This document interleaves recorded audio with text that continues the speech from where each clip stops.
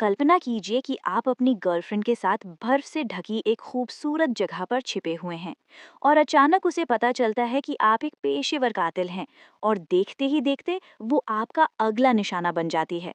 Jack के साथ बिल्कुल यही होता है। वो एक पूर्व हत्यारा है जिसे लगता है कि वो अपने अतीत से पीछा छुड़ा चुका है, लेकिन बर्फ पर कदमों के एक निशान ने उसकी सारी पोल खोल दी।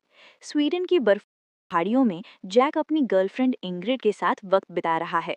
वो अपनी पुरानी जिंदगी पीछे छोड़ना चाहता है, जिसके बारे में इंग्रिड को कुछ नहीं पता। एक सुबह टहलते हुए उन्हें बर्फ पर पैरों के निशान दिखते हैं। इंग्रिड को लगता है कि वे शिकारियों के हैं, पर जैक को खतरा महसूस हो जाता है। वो फौरन उसे छिपा देता है और तभी जंगल से गोलियां चलने लगती हैं। जैक अचानक बंदूक निकालकर हमलावर को ढेर कर देता है, जिसे देख इंग्रिड सन्न रह जाती है। जैक उसे घर जाकर पुलिस को फोन करने के लिए कहता है, लेकिन जैसे ही वो मुड़ती है जैक उसे भी गोली मार देता है, क्योंकि अब उसकी पहचान उजागर हो चुकी है। पास ही खड़ी एक कार में एक और हमलावर होता है। जैक उसे भी मार डालता है। इसके बाद जैक इटली के रोम भाग जाता है और अपने हैंडलर पावेल से मिलता है। जैक बताता है कि स्वीडिश लोगों ने उसे ढूंढ लिया था और वो साफ कहता है कि इसमें इंग्रिड का कोई हाथ नहीं था। फिर भी पावेल को शक है कि इंग्रिड ने उसे फंसाया होगा। वो जैक को याद दिलाता है कि इस काम में कोई दोस्त नहीं होता। पावेल उसे सुरक्षित रखने के लिए कैस्टेल वेकियो नाम के एक छोटे से गांव में रुकने को कहता है। जैक वहां जाता है, लेकिन उसे वो जगह बहुत बोरिंग लगती है, इसलिए वो पावेल का दिया फोन फेंक देता है और पास की एक बड़े शहर कैस्टेल डेल मोंटे चला जाता है। वहां जैक अपना नाम एडवर्ड रख लेता है और लोग उसे दी अमेरिकन बुलाने लगते हैं। वो कसरत करता है, कैफे जाता है और फोटोग्राफर बनकर कुदरत की तस्वीरें खींचता है, लेकिन वो हर वक्त सतर्क रहता है और दूरबीन से नजर रखता है कि कोई उसका पीछा तो नहीं कर रहा। वो इतना हुआ है कि पड़ोसी के स्कूटर की आवाज से भी चौंक जाता है। एक सुबह जैक एक वेंडिंग मशीन के साथ मशक्कत कर रहा होता है। तभी फादर बेनेडेटो उसकी मदद करते हैं। बेनेडेटो उससे काफी सवाल पूछते हैं और उसे वाइन पीने के लिए बुलाते हैं। जैक मना करने की कोशिश करता है, पर बेनेडेटो कहते हैं कि एक पादरी की नजर से कुछ नहीं छिपता। बाद में जैक पावेल को फोन करता है। पावेल नाराज है कि उसने फोन क्यों फेंका, पर वो जैक को एक नया काम देता है, एक और शूटर के लिए एक खास हथियार बनाना। उसी शाम जैक बेनेडेटो के घर जाता है। बेनेडेटो को हैरानी होती है कि जैक इटली के इतिहास के बारे में कुछ नहीं जानता। वो मजाक में कहता है कि अमेरिकी लोग शायद इतिहास से भागकर सिर्फ वर्तमान में जीना चाहते हैं। कुछ दिन बाद जैक सुल्मोना जाता है और मथिल्डा नाम की एक महिला पर नजर रखता है। जब वो एक कैफे में बैठती है तो जैक उसके पास जाकर उसका अखबार उठाता है। ये एक इशारा था कि वही वो गनस्मिथ है जिसकी उसे तलाश है। मथिल्डा उसे बताती है कि उसे कैसा हथियार चाहिए। शहर वापस आकर जैक को लगता है कि कोई उसका पीछा कर रहा है। उसे नींद नहीं आती और जरा सी आहट पर वो बंदूक निकाल लेता है। कुछ दिन बाद वो पोस्ट ऑफिस से हथियार बनाने का सामान लाता है। उसे साइलेंसर बनाने के लिए कुछ और पुर्जों की जरूरत होती है। रात को वो क्लारा नाम की एक कॉल गर्ल से मिलता है और उसके साथ वक्त बिताता है। बाद में जैक रास्ते में खराब हुई बेनेडेटो की कार ठीक करने में मदद करता है। बेनेडेटो उसे खाने पर बुलाते हैं और शहर के लोगों की कहानियां सुनाते हैं। बेनेडेटो को शक है कि जैक सिर्फ एक फोटोग्राफर नहीं है। वो कहता है कि जैक ने पहले कहा था कि उसे मशीनों की समझ नहीं है, लेकिन उसने कार बड़ी आसानी से ठीक कर दी। साथ ही उसके पास एक आम पत्रकार से कहीं ज्यादा पैसा है। हालांकि जैक इन बातों का कोई जवाब नहीं देता। अगले दिन जैक जानबूझकर अपनी गाड़ी खराब कर देता है और उसे फैबियो के गराज ले जाता है। फैबियो पहले तो उस अजनबी विदेशी की मदद करने से मना कर देता है, लेकिन जब उसे पता चलता है कि जैक बेनेडेटो का दोस्त है तो वो मान जाता है। जैक कहता है कि गाड़ियां बस उसका एक शौक है और वो गाड़ी ठीक करने के लिए कुछ पार्ट्स मांगता है, जो फैबियो उसे मुफ्त में देने को तैयार हो जाता है। गराज में साइलेंसर के लिए सामान ढूंढते समय जैक की नज़र एक फोटो पर पड़ती है। ये वही फोटो थी जो बेनेडेटो ने उसे दिखाई थी। घर लौटते समय जैक देखता है कि क्लारा चर्च जा रही है और दोनों एक दूसरे को देखकर मुस्कुराते हैं। अपने अपार्टमेंट वापस आकर जैक फिर से हथियार पर काम शुरू करता है और रात होने तक साइलेंसर तैयार कर लेता है। अगले दिन वो राइफल की टेस्टिंग के लिए जंगल जाता है और देखता है कि वो बिल्कुल सही काम कर रही है।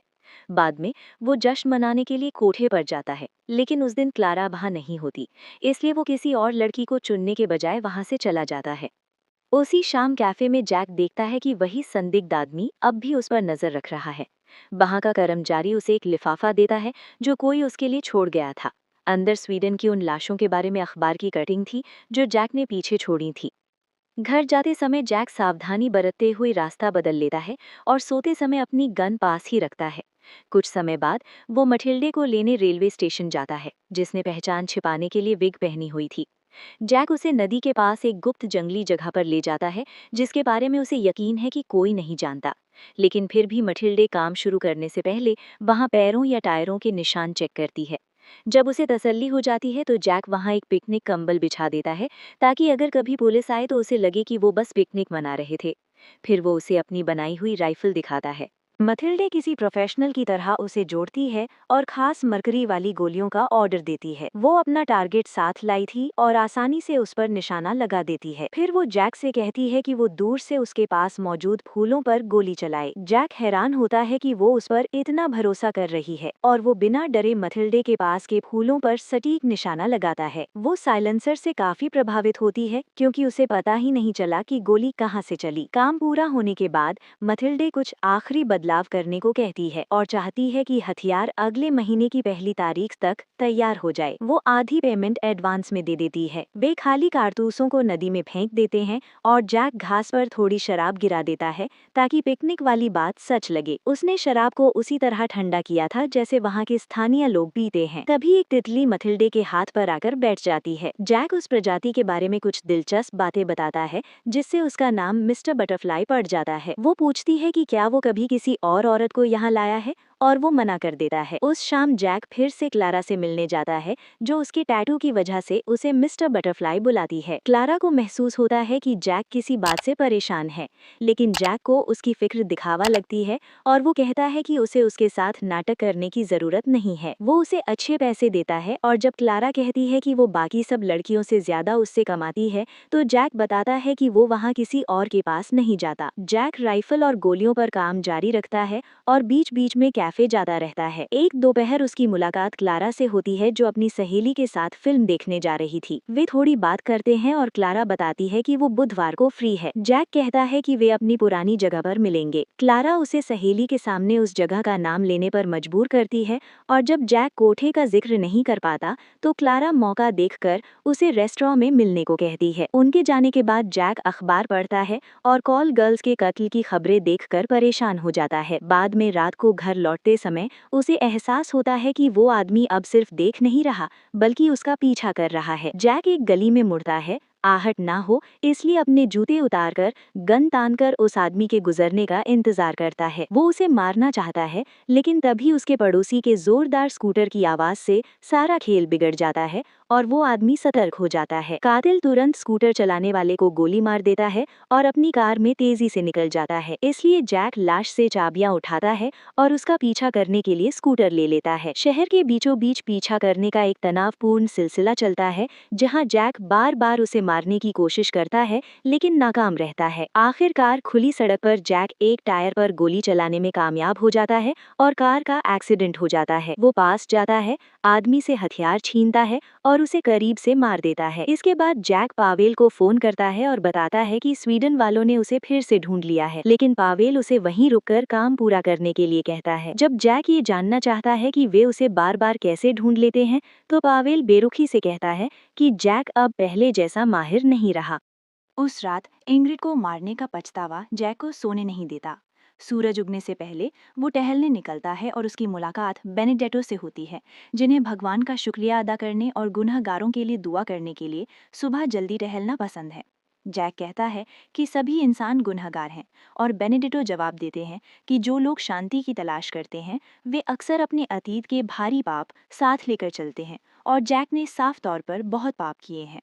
बेनेडिटो ने पिछली रात हुई मौत के बारे में सुना है और पूछते हैं कि क्या जैक अपना गुनाह कबूल करना चाहता है, लेकिन जैक मना कर देता है और पलटवार करते हुए कहता है कि वो बता सकता है कि फैबियो बेनेडिटो का गुप्त बेटा है।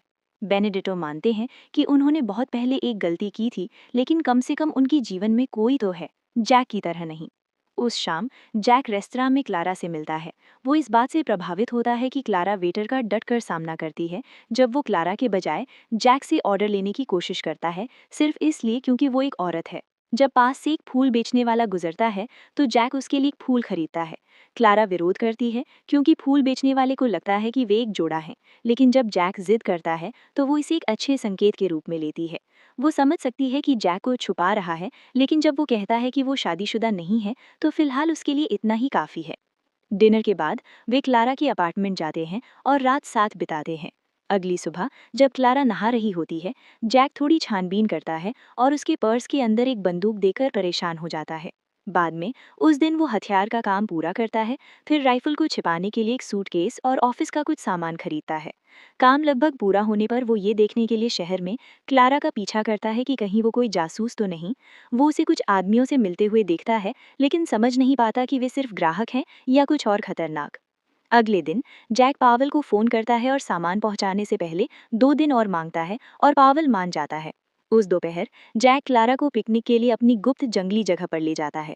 जैसे ही वो नदी देखती है वो तैरने के लिए कपड़े उतार देती है, लेकिन जैक किनारे पर ही रुकता है। वो पानी में गोलियों के खोखे देखती है और उन्हें शिकारियों पर मर देती है, और जैक लापरवाही से उन्हें वापस नदी में फेंक देता है। जब वे खाना खाते हैं, क्लारा अपने पर्स में हाथ डालती है और जैक तुरंत चौकन्ना होकर खुद को बचाने के लिए अपनी बंदूक निकाल लेता है। पता चलता है कि वो सिर्फ सनस्क्रीन निकाल रही थी, लेकिन जैक की इस प्रतिक्रिया से झगड़ा शुरू हो जाता है। क्लारा समझाती है कि वो अपनी सुरक्षा के लिए बंदूक रखती है, क्योंकि कोई कातिल कॉल गर्ल्स को निशाना बना रहा है। जैक उसकी बात पर यकीन कर लेता है। फिर वो उसे अगले दिन शहर के जुलूस में शामिल होने के लिए बुलाती है, और जब जैक कहता है कि वो इस बारे में सोचेगा, तो वो पूछती है कि क्या वे हमेशा के लिए असली डेट्स पर जाना शुरू कर सकते हैं। जैक तुरंत इसे मना कर देता है और कहता है कि वो हमेशा के लिए नहीं रुक सकता। क्लारा उसे चूमती है और फिर भी रुकने की विनती करती है, और उसकी ये बात जैक के मन में बैठ जाती है। घर वापस आकर जैक क्लारा के बारे में सोचता रहता है और पावेल को फोन करके कहता है कि इस डिलीवरी के बाद वो हमेशा के लिए ये काम छोड़ रहा है। फोन पर पावेल को इससे कोई दिक्कत नहीं लगती, लेकिन जैसे ही जैक फोन रखता है, वो चुपके से मिथिल्डे को फोन करके खास निर्देश देता है। अगले दिन जैक मिथिल्डे से मिलने के लिए एक सड़क किनारे के कैफे में जाता है, जो फिर से एक नए विग में है। वो उसे एक खास डिब्बे में मरकरी की गोलियां देता है, और वो सूटकेस भी ले लेती है। फिर वो बाथरूम जाने का बहाना करती है, जहां वो अपनी लाई हुई एक अतिरिक्त बंदूक तैयार करती है। जैक गौर करता है कि उसे बहुत देर लग रही है और बाकी सभी ग्राहक जा चुके हैं, जिससे वो घबरा जाता है। अपनी जेब में बंदूक तैयार रखकर वो बाहर इंतजार करने निकल जाता है, और मिथिल्डे बाकी के पैसे लेकर बाहर आती है। ऐसा लगता है जैसे वो कुछ और कहना चाहती है, लेकिन तभी बच्चों से भरी एक बस वहां आकर रुकती है, और किसी का ध्यान जाने से पहले ही वो वहां से चली जाती है। जैक वापस शहर की ओर गाड़ी चलाता है, इस बात से बेखबर कि मैथिल्डे उसका पीछा कर रही है और पावेल से बात कर रही है, जो उसे जैक को जल्द से जल्द मारने का हुक्म देता है। वापस शहर में धार्मिक जुलूस की वजह से सड़कों पर भारी भीड़ है, जिससे मैथिल्डे के लिए पास के एक घर में घुसना आसान हो जाता है। वो घर के मालिकों को मार देती है और जैक पर सटीक निशाना साधने के लिए छत पर अपनी जगह बना लेती है। पावेल भी उसी इलाके में पहुंच जाता है। भीड़ के बीच जैक क्लारा से मिलता है और उसे अपने साथ भागने के लिए कहता है। क्लारा तुरंत मान जाती है, और वे दोनों एक दूसरे से अपने प्यार का इजहार करते हैं। ठीक उसी पल मैथिल्डे अपना निशाना लगाती है, लेकिन जैसे ही वो ट्रिगर दबाती है, छेड़छाड़ की गई राइफल फट जाती है और वो खुद मारी जाती है, क्योंकि जैक ने उसे पहले ही खराब कर दिया था। उसे गिरते देख जैक समझ जाता है कि कोई उस पर हमला करने आया है। वह जल्दी से क्लारा को पैसे देता है और उसे जंगल वाली अपनी गुप्त जगह पर इंतजार करने को कहता है। फिर वो मथिल्डे के पास ये पूछने दौड़ता है कि उसे किसने भेजा था। अपनी आखिरी सांस में वो बताती है कि वो पावेल था। अचानक बेनेडेटो ये देखने पहुंचता है कि क्या हुआ, और जैक अनजाने में अपनी बंदूक उस पर तान देता है। लेकिन इस बार इंग्रिड को याद करते हुए वो गोली नहीं चलाता। वो पादरी से माफी मांगता है और पावेल के पीछे निकल जाता है, जानबूझकर एक खाली गली में जाकर, ताकि पावेल उसका पीछा करे। पावेल झांसे में आ जाता है और करीब पहुंचता है। जैसे ही पावेल अपनी बंदूक उठाता है, जैक तेजी से घूमकर अपनी पूरी मैगजीन खाली कर देता है और उसे मार डालता है। इसके बाद जैक अपनी कार में बैठकर क्लारा से मिलने जंगल की ओर निकलता है, लेकिन जल्द ही उसे एहसास होता है कि उसे गोली लगी है और उसका खून बह रहा है। फिर भी वो खुद को तब तक आगे बढ़ाता रहता है जब तक कि वो उस जगह नहीं पहुंच जाता जहां क्लारा दूर खड़ी उसका इंतजार कर रही थी। जैक उसकी ओर हाथ बढ़ाता है, लेकिन उसकी हिम्मत जवाब दे देती है, और अलविदा कहने से पहले ही उसकी मौत हो जाती है।